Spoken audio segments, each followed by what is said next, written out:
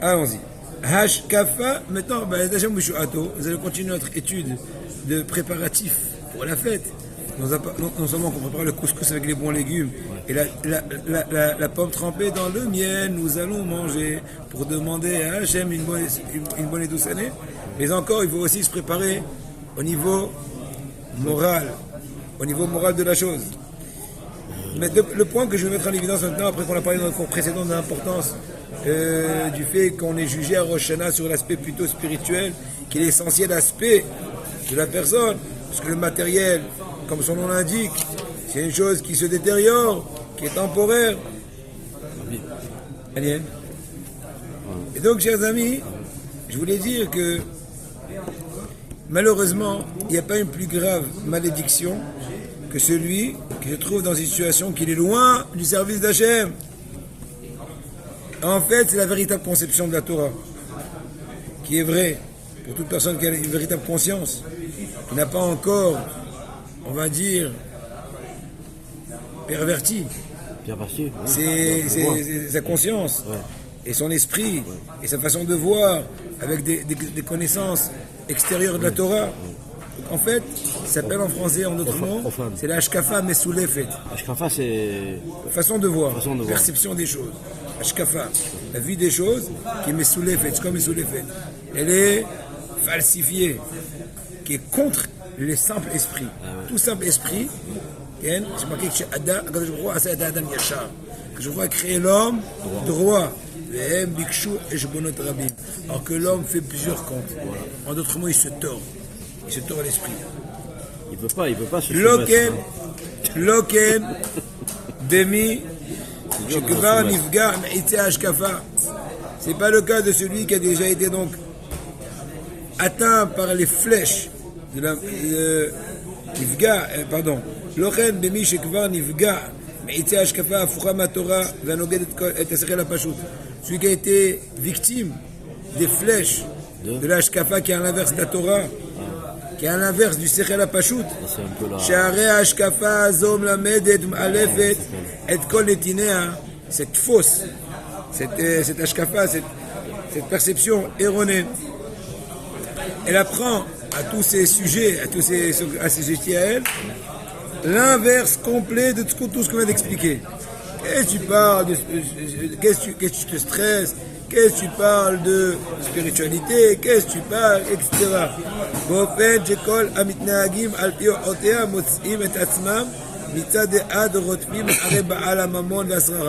Les gens qui vont selon l'inverse de la Torah, ils vont se trouver tout le temps en train de courir après les gens qui ont de l'argent, des capitaux.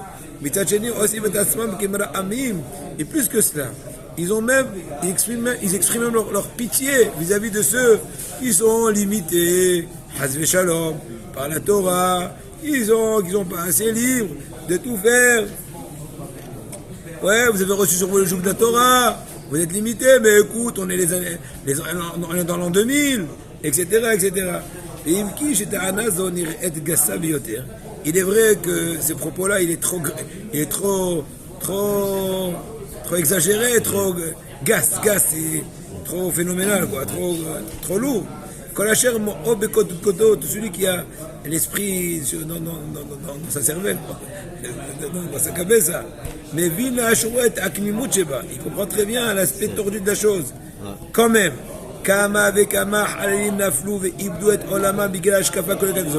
combien de victimes, de très nombreuses victimes sont tombées, ont été atteintes, vu cette fausse Hashkafa, cette tentation idiote. Parce que les gens ils te disent, moi je ne veux pas étudier toute la journée, je dois travailler, autrement j'ai peur de crever la faim, j'ai peur de succomber, j'ai peur de stresser, j'ai peur de craquer. Mais tu comprends pas que quand je vais aller travailler, attention, j'ai rien contre celui qui travaille. Mais en tout cas, si tu as le choix de pouvoir étudier, seulement tu dis, tu as peur, eh ben on va lui faire un pidion contre les peurs. On va l'expliquer à Botaï, la parnassa, ça ne changera pas selon un doute. Encore une fois, chacun il faut qu'il fasse chez la trame. Ce que je suis en train de vous dire, c'est des choses bien connues et très simples pour tout Ben Torah. Tout celui qui veut rentrer dans les Hatzrot HaKodesh. C'est quoi Hatzrot HaKodesh? Dans les cours de sainteté. Pour pouvoir attraper sur lui le joug du service d'Hachem, la crainte d'Hachem.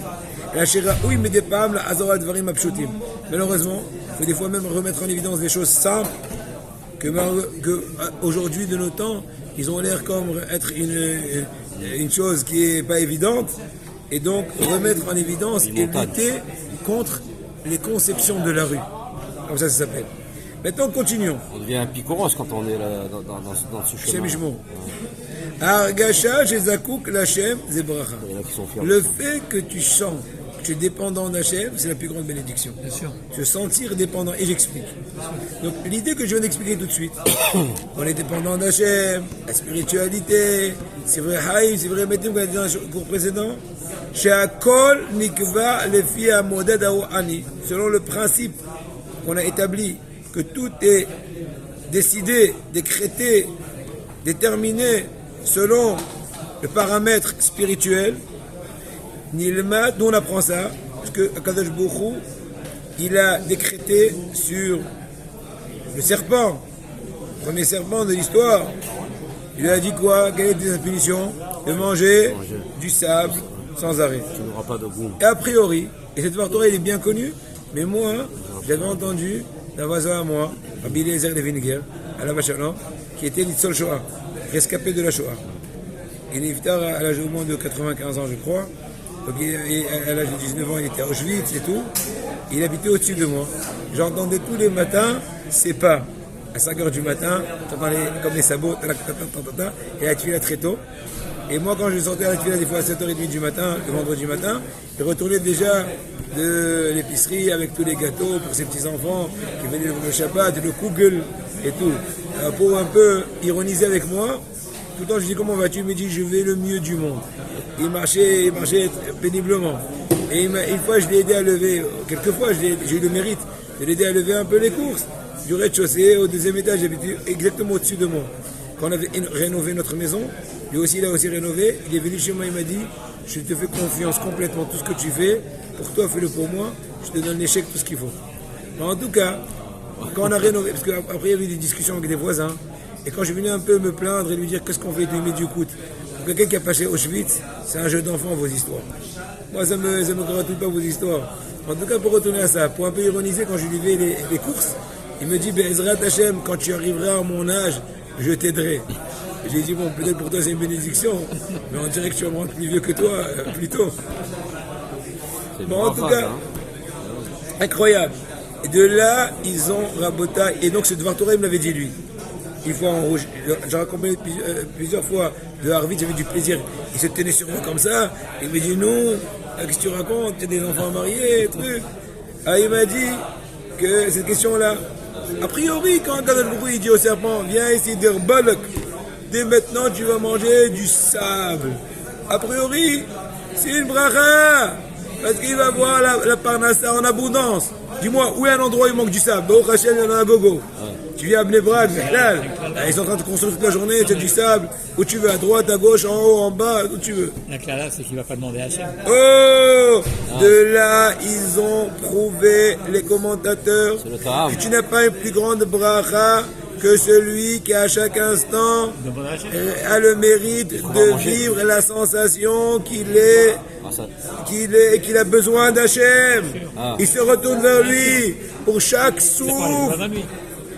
Mais maintenant, et parce que de par le biais de créer la dépendance, je me sens dépendant, eh ben il n'y a pas un meilleur moyen de créer un lien, un nœud, un bon nœud avec Kadosh Baruch Hu profond entre l'homme et son créateur.